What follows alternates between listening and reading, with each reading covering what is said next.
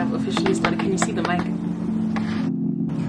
Hello everyone and welcome back to my channel. My name is TshiVenda and today I'm going to be telling you everything that I wanted to know before I took my NBT examinations.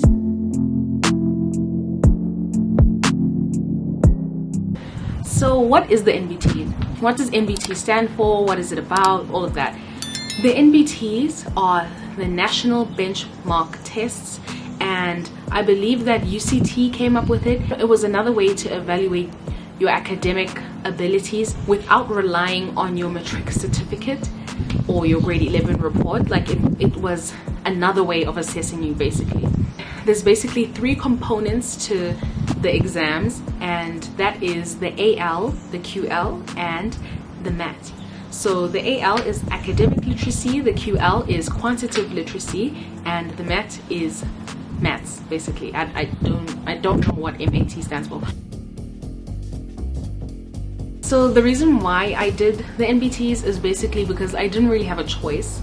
I did, but if I wanted to study outside the province, then I would need to write the NBTs. It doesn't necessarily work that way. It's just that universities that are outside the province, for example UCT, Stellenbosch, they require you to write the NBTs, but so does WITS. So basically a lot of universities require these examinations to be written, and you actually don't have to write both of them. You write them in two intervals. The first one would be the AQL and the second one would be the MAT, and universities don't require you to have written both depending on which course you're taking. Obviously health sciences, engineering, they definitely require you to have written both, but I think maybe humanities, arts, they don't really require both. I think they only require the AQL if you're applying to, for example, UCT. So that's why I wrote it. You actually don't have to write it if you don't plan on going to those universities. That's what my oldest sister did. She didn't write it, so instead she applied to I think she applied to UP, WITS. Not all universities need these exams, so that's definitely something to think about. You don't actually have to write them, but I mean it would be nice if you're like me and you don't want to study in Joburg. I would say that the whole experience, I'm not actually sure if it was worth it yet. If I didn't get into UCT, then I would say that this was not worth it. But if I do, then I would say I guess it was worth it. It was a lot of studying. It was 260 Rand. It was traveling to a venue to write this exam, and it was a whole day of my life just to write this exam. So I think you can evaluate for yourself whether that's worth it. I'll have to see in the future. So preparation, there's lots of things that you can do to prepare for the NBTs. Lots of schools do courses. If you can see an advertisement for a course at a certain school, I would suggest doing that. They tend to be much more affordable, sometimes free. Also there's online courses. I think the only one that they have is Advantage Learn. That one, in my opinion, is expensive, and I'll tell you more about that later. And then there's also olicolearn.com, I think. I'll link everything that I can in the description. And then you can also buy course preparation booklets. You can also ask your teachers. There's lots of different ways to prepare. I prepared by buying an online course, and I bought the Advantage Learn one. I think it was worth it. I wouldn't say that it's affordable. It gave me everything that I need. Like it was definitely like a resource rich environment. For that specific course, they even had like workshops and whatnot. And this one girl that I met on the day of the exam, she said that she got a pack which included workshops, online courses, resources, whatnot. And she said that it was very worth it. She also got like a workbook, and she was reading through that workbook on the day. For me, I mean, I just took some screenshots on the website. Like, that works too. It really depends how you want to prepare. I would say that everything that you need to know, you can get for free if you're very resourceful and if you're very if you're very organized like that. I would say for the math, the knowledge that you need to know is from grade 1 all the way to grade 12. For example, they'll ask, Tabo has 2 times more sweets than Jane. Jane has 90 less sweets than Matthew, and Matthew has 2 more sweets than Tabo. How many sweets are there in total? So, you know, that would be like, I don't know, but I feel like that would be something that I had learned in grade 5 and never looked back at again. And the course that I got like re-taught me how to do that. But if, for example, you ask a teacher, you can use past papers from this website. I'm looking at it right now. And then you can ask your teacher how to do that, and that would be free. So like, I mean, it really depends how you want to do it. I didn't have a lot of time to prepare because like it was the week after MD, and I just needed that course. That course was my saving grace. My experience, it was okay. So I woke up at 6 in the morning and I got my stuff. I got my pencil. I packed some lunch because they said you should pack lunch and you need a pencil and eraser, so I brought that as well as a sharpener. If you're going to be writing both the math and the AQL, I would definitely suggest bringing lunch because there was a 30-minute break in between and there was definitely no ways I could like Uber eat something. My mom, my sister and I went all the way to my exam venue, and then I was dropped off there. I think I arrived around 10 past 7. We had to be there by 7:30. There I went to Stadio School of Fashion. It was very nice, very, you know, like Violetta. Like I felt like I was in like Violetta, you know, those preppy, I don't know how to say, but like those cool art colleges. Anyways, that's where I was. Here are some videos that I took.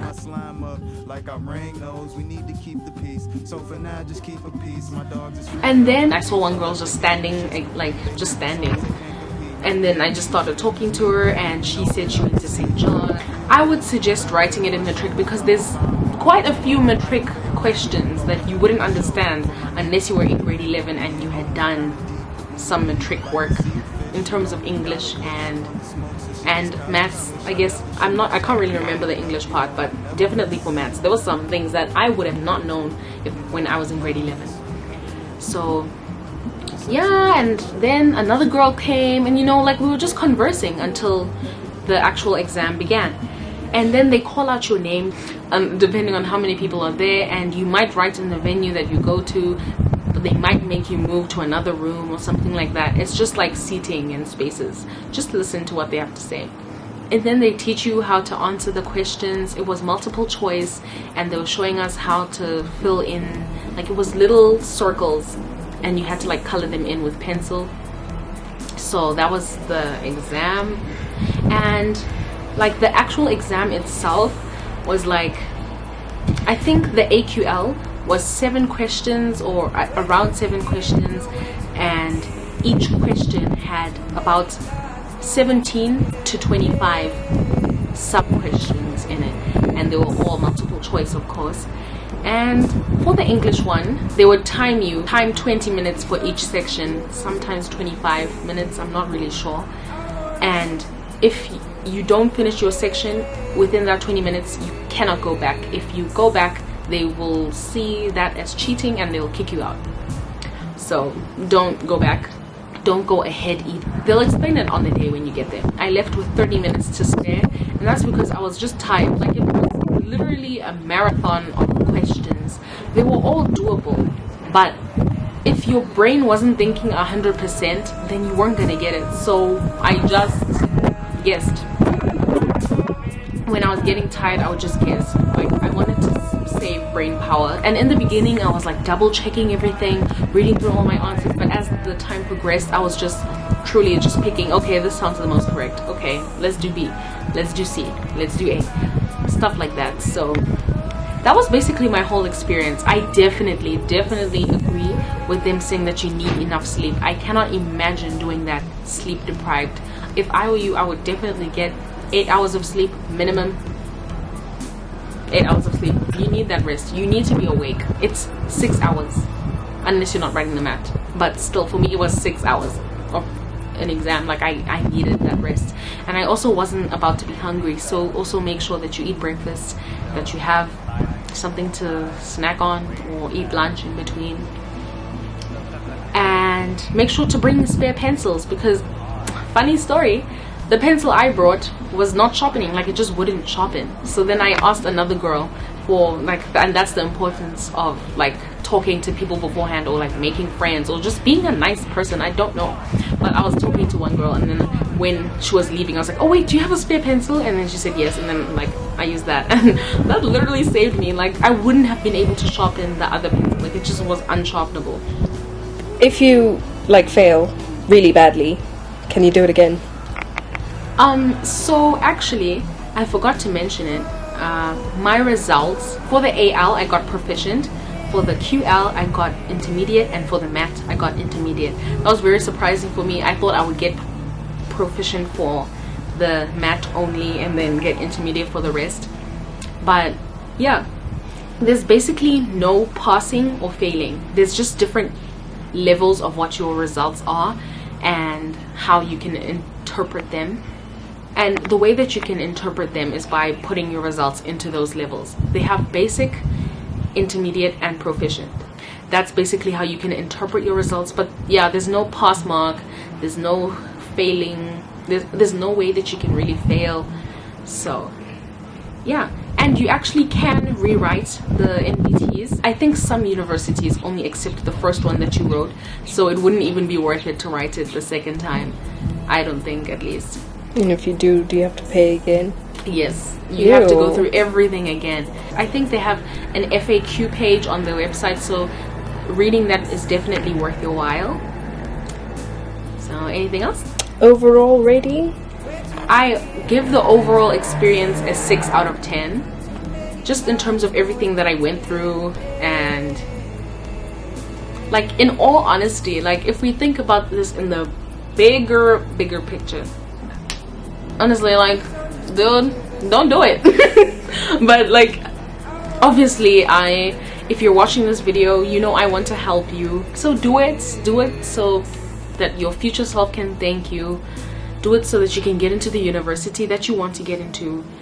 Do it so that you can just say that you did it. That's all. Okay, are we wrapping up? Yes, we are. So thank you guys so much for watching this video. If you have any questions, don't be afraid to comment them down below. I'll try and answer them to the best of my ability. And if you haven't written it yet, then good luck. And if you're going to write it, then good luck. And if you've already written it, I hope that we can get into our dream unis together. Goodbye.